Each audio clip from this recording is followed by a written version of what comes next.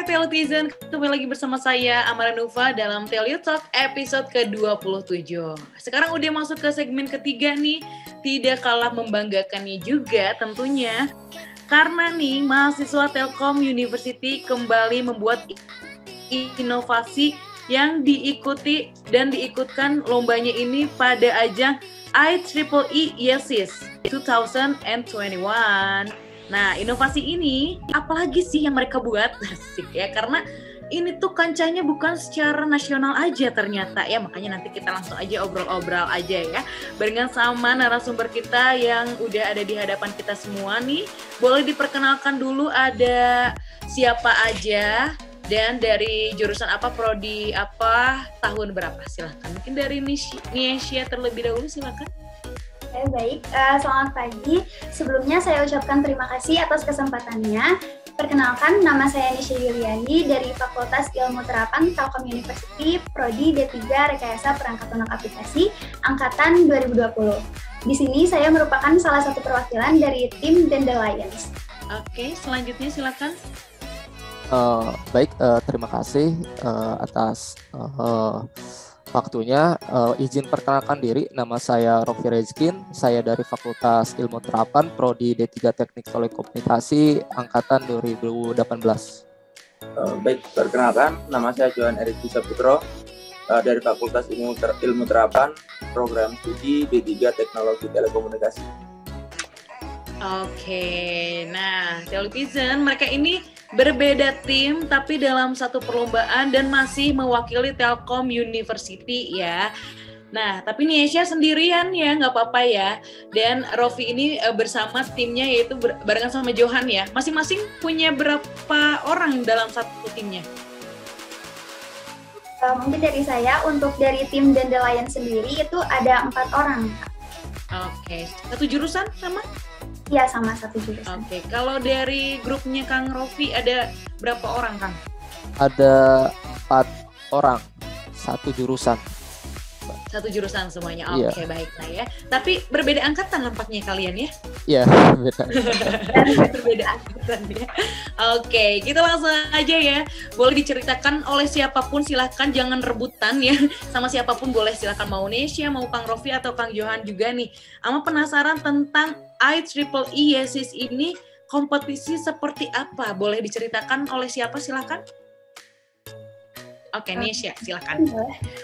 Mungkin untuk mengenai apa sih YESIS 12 ini tuh gitu.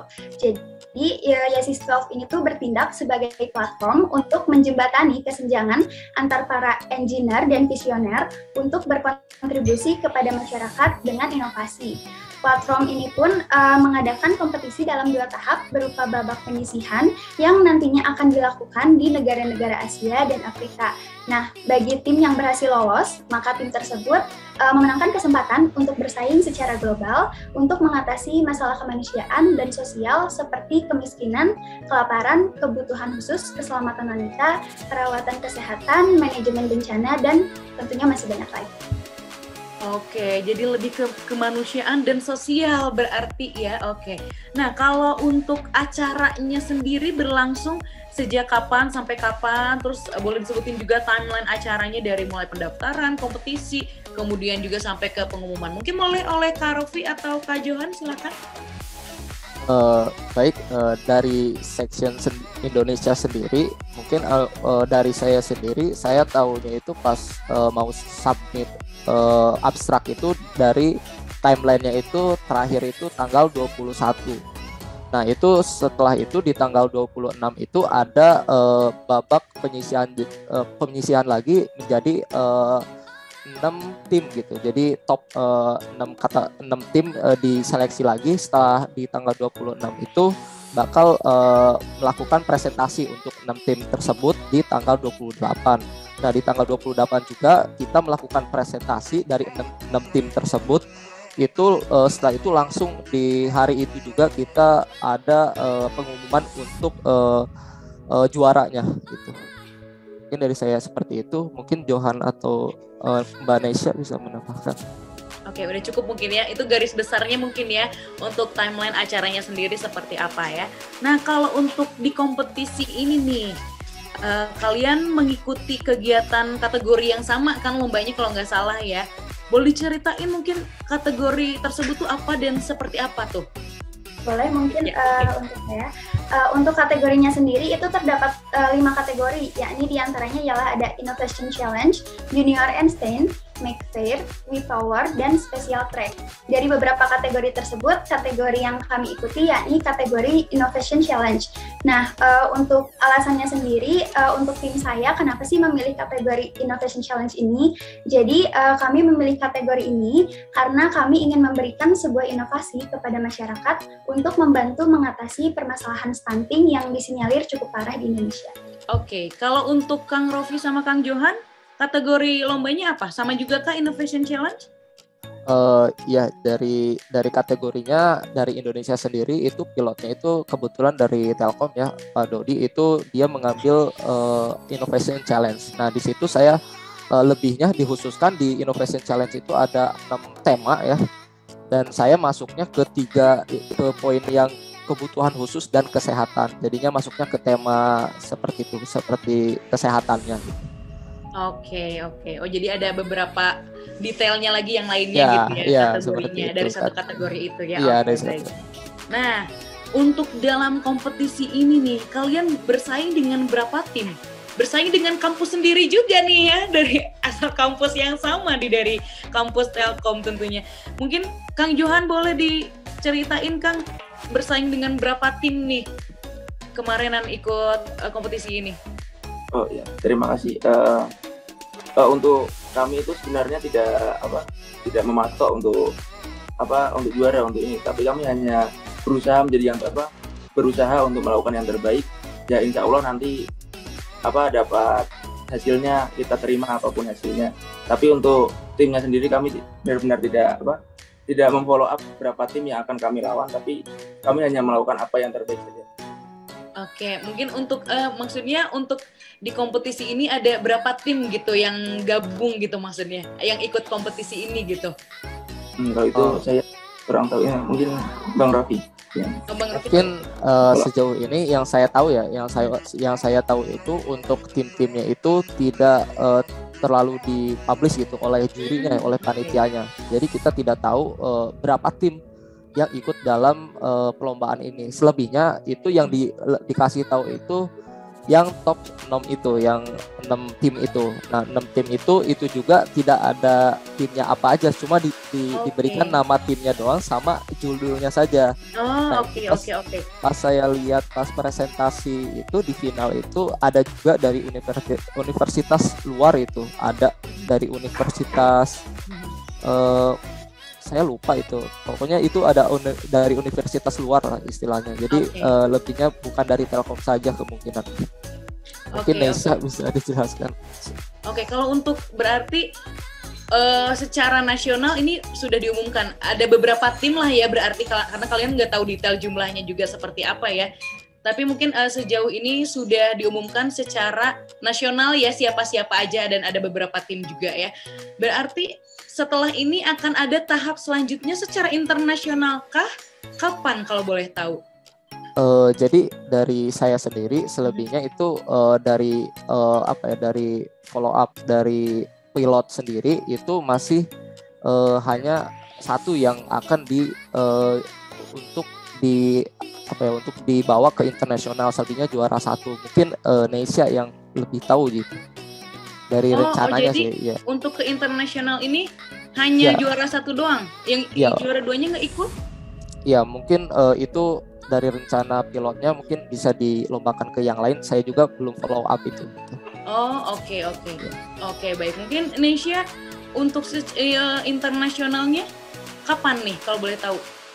Kalau untuk tanggalnya sih masih kurang tahu dan belum pasti juga. Tapi kalau misalnya untuk selanjutnya itu kira-kira bulan depan.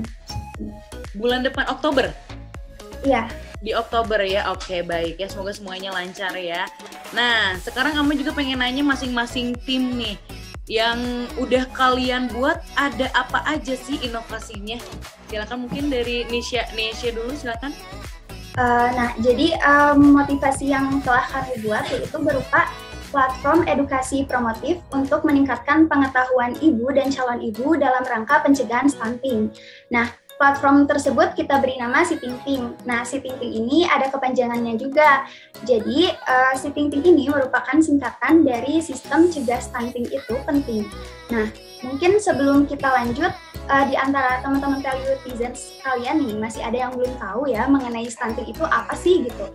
Nah, jadi stunting itu ialah kondisi di mana gagal tumbuh akibat akumulasi ketidakcukupan zat gizi yang berlangsung lama dari kehamilan hingga usia 24 bulan. Singkatnya, stunting itu di mana tinggi badan anak lebih pendek dibanding tinggi badan anak seusianya. Nah, jadi stunting itu merupakan salah satu permasalahan yang sedang dihadapi bangsa Indonesia. Nah, permasalahan lainnya itu ialah juga tentang rendahnya kualitas sumber daya manusia. Kondisi ini disebabkan karena kurangnya energi protein sebagai salah satu masalah gizi utama yang kebanyakan kasusnya terjadi pada anak usia di bawah 2 tahun. Maka dari itu, kami membuat sebuah solusi dan juga inovasi dengan membuat platform yakni Si Ting Ting ini sendiri. Oke, kalau timnya Kang Rofi nih, bikin inovasi apakah?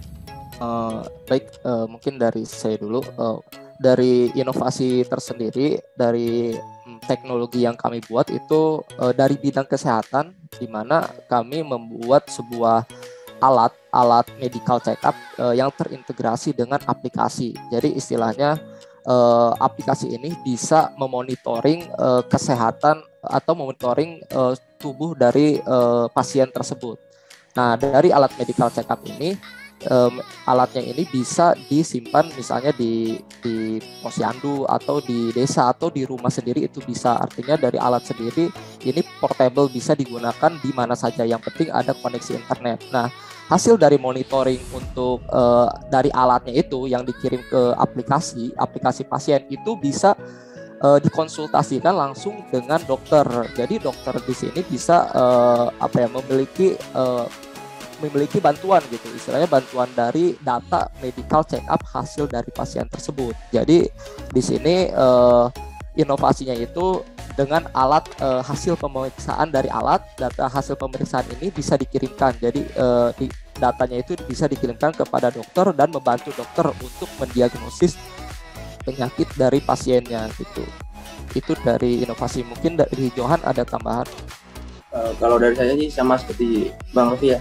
Tapi jadi untuk sedikit menambahkan, jadi alat yang kami buat itu terdiri dari beberapa sensor yang nantinya akan terintegrasi dengan internet dan akan disimpan di dalam sebuah database, dan dari dalam database tersebut si pasien atau klien itu dapat berkomunikasi langsung dengan dokter sehingga mempercepat proses medical check-up-nya dan tidak perlu ke rumah sakit untuk menghindari situasi pandemi yang saat ini sedang berlangsung. Mungkin itu. Oke, seperti itu ternyata ya. Jadi memang basicnya sekalian lebih ke kesehatan juga berarti ya sebetulnya ya. Oke. Nah, tadi cara kerjanya juga sudah sedikit dijelaskan juga ya. Seperti apa gitu kan ya. Nah, kalau untuk persiapannya yang kalian buat sendiri dari inovasi yang kalian bikin ini berapa lama, dan ada nggak sih kendala-kendala seperti apa yang kalian hadapi selama proses pembuatan ini? Mungkin boleh dari Niesya sendiri, kemudian Kang Rofi juga boleh. Untuk persiapannya itu sendiri dikarenakan kami pun harus meriset langsung ya dengan menggunakan metode observasi pengetahuan masyarakat. Jadi kami memakan waktu kurang lebih selama 2 minggu. Karena sebelumnya sebenarnya kami pernah mengikuti lomba gemastik, namun ternyata kami belum lolos. Jadi kami coba untuk lanjut ikutkan ke kompetensi YESIS 12 ini gitu. Nah, untuk kendala yang kami hadapi saat ini seperti kendala yang mungkin pada umumnya masyarakat hadapi ya untuk saat ini, yakni pandemi. Karena pandemi ini kami kesulitan untuk berinteraksi dan terjun langsung ke lapangan secara menyeluruh.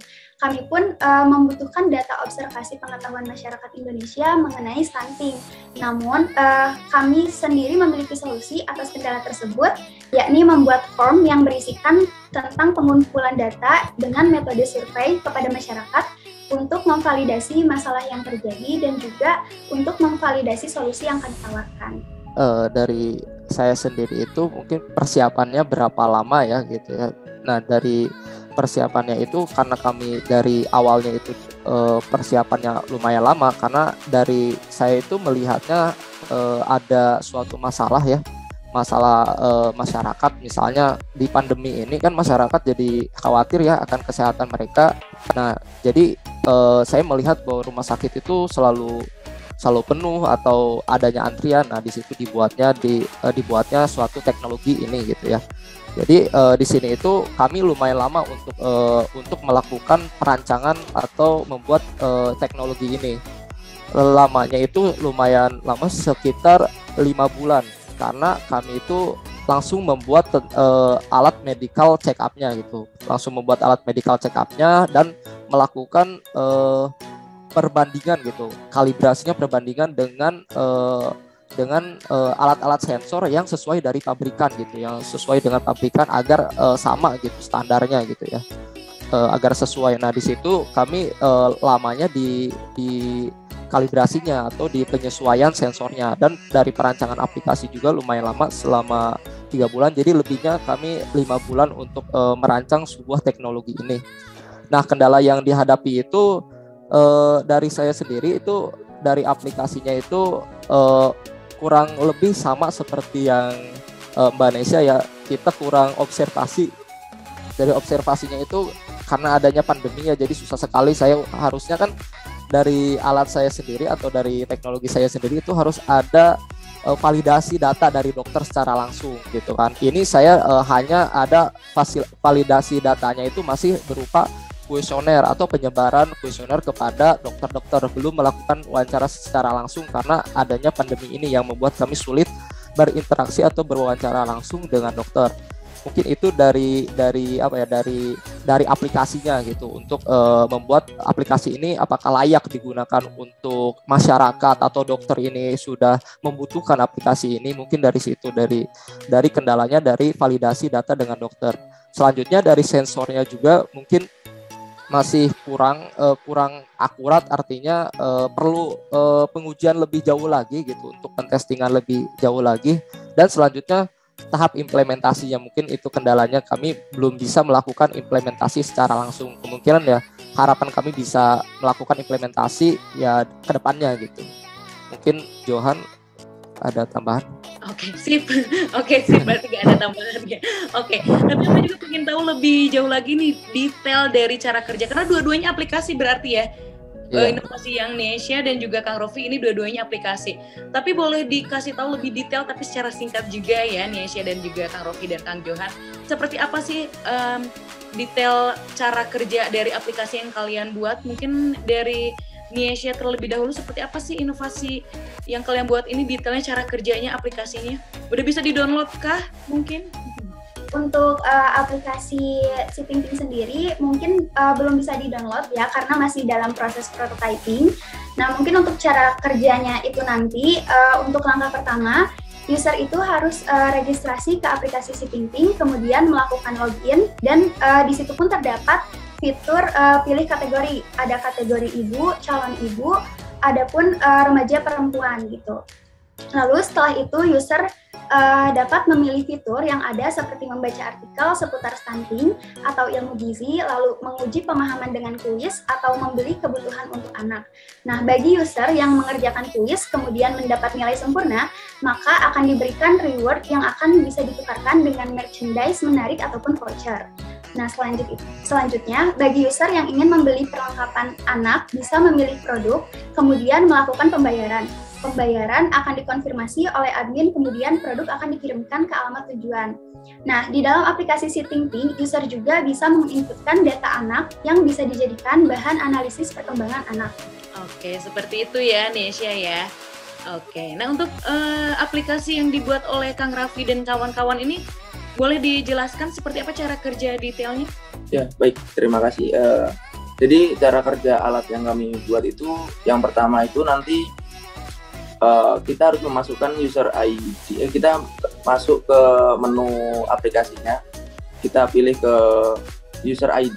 Kita akan check up dengan alat atau kita input manual. Jadi kita bisa ada dua opsi.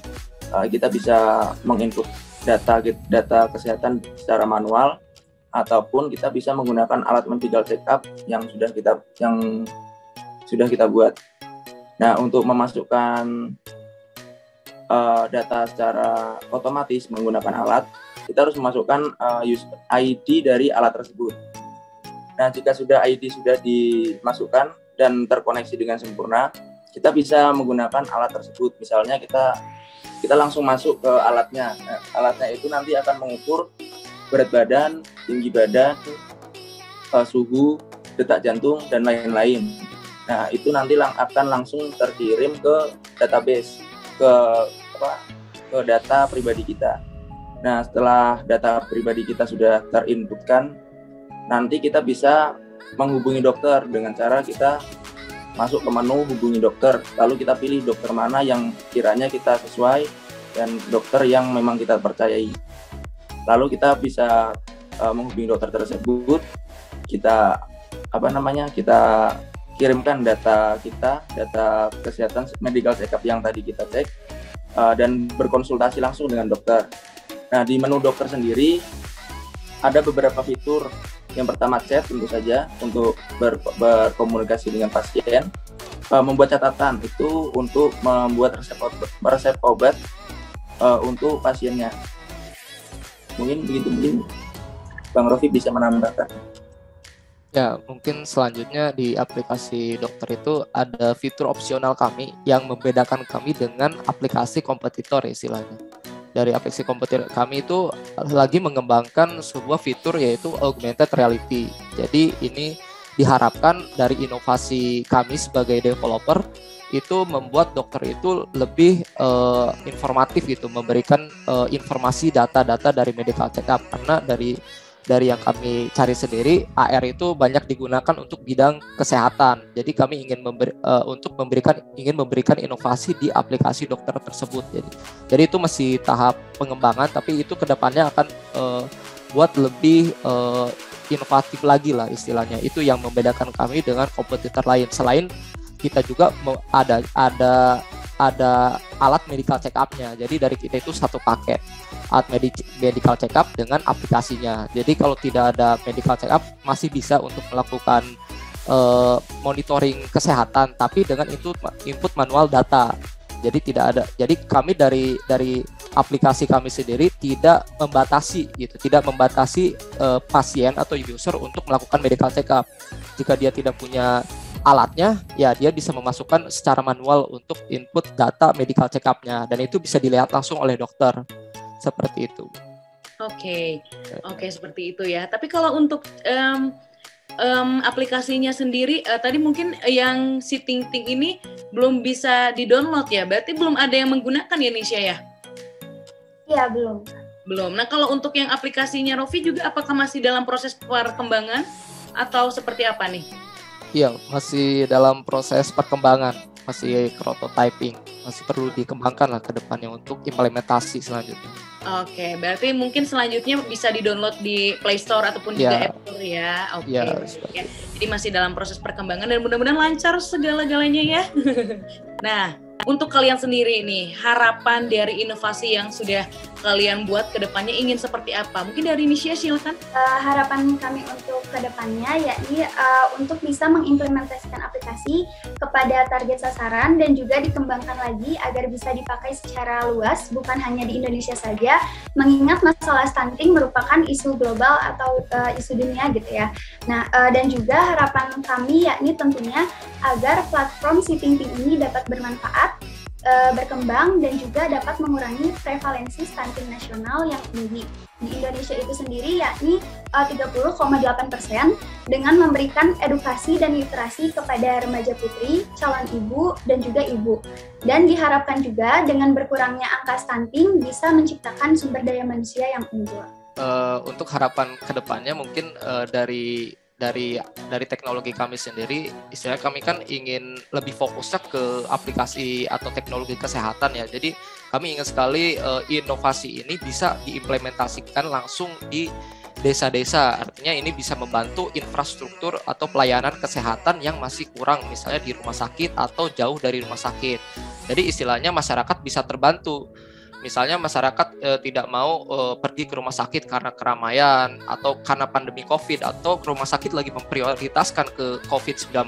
Nah, di sini kita ada opsinya, di sini kita ada kontribusinya di pelayanan kesehatannya, infrastruktur kesehatannya, di mana masyarakat hanya tinggal pergi ke misalnya ke sebuah RT RW atau desa atau posyandu untuk melakukan medical check up dan bisa berkonsultasi langsung dengan dokter. Jadi harapan kami dari pengembangan teknologi dari kami buat ini bisa menyelesaikan permasalahan tentang infrastruktur dari kesehatan Indonesia, dan bisa masyarakat lebih lebih memperhatikan kesehatannya, karena medical check up itu penting sekali untuk memonitoring tubuh kita gitu. Sedikit tambahan, ya seperti yang Bang Rofi tadi katakan, kami harap alat yang kami buat itu bermanfaat bagi semua orang, bermanfaat bagi setiap dalam bermasyarakat juga, bermanfaat untuk kesehatan mereka, lebih lebih peka lah terhadap kesehatan, dikarenakan ya di Indonesia sendiri kan masalah peka dengan kesehatan itu masih sangat-sangat kurang ya.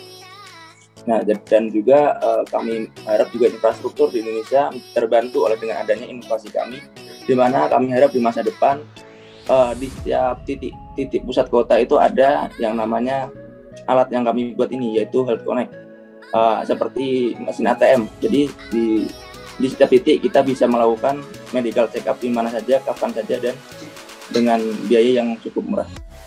Mungkin seperti itu. Oke, amin. Bener juga sih, orang Indonesia males banget buat medical check up, belum lagi harganya, apalagi kalau sampai semua-muanya gitu kan ya. Oke, nah dari masing-masing kalian, mungkin Nesya, Rofi, dan juga Johan, next akan ada inovasi baru lagi, atau akan ada kompetisi lagi yang bakal kalian ikutin mungkin, atau nggak ada? Mungkin untuk dari tim Dandelion sendiri itu fokus ke yang tahap internasional. Oke, baik. Mempersiapkan ya semuanya ya. Oke, kalau dari Rofi dan juga Johan nih, mungkin akan ada kompetisi lagi yang kalian ikuti, atau ada rencana apa lagi ke depannya? Dari kami sendiri, rencana ke depannya dari teknologi ini, harapan kami itu ke depannya akan diusahakan untuk teknologi ini dibuatkan menjadi startup gitu. Jadi untuk membantu kesehatan di Indonesia juga gitu. Nah, selanjutnya mungkin dari lomba, Johan bisa menjawab akan ikut lomba apa aja, Jo? Ya, kalau kompetisi ya kami selalu ingin berkompetisi dengan yang lain ya. Jadi ya mungkin kalau ini bisa ingin masuk ke Innovilite bisa, dan kalau ada kompetisi lain mungkin kami bisa ikuti. Dan ya betul kata Bang Rofi tadi, kami harap aplikasi ini bisa menjadi startup untuk membantu banyak orang. Oke, amin. Sungguh mulia sekali ya memang ya harapan-harapan kalian, dan mudah-mudahan semua rencana bisa terlaksana sesuai yang kalian pikirkan juga ya. Mudah-mudahan semuanya lancar-lancar aja ya. Baik, kalau gitu terima kasih banyak untuk waktunya Nesya, Rofi, dan juga Johan. Sukses selalu, lancar semuanya, dan sehat selalu pastinya ya. Sampai ketemu lagi di lain kesempatan. Bye-bye.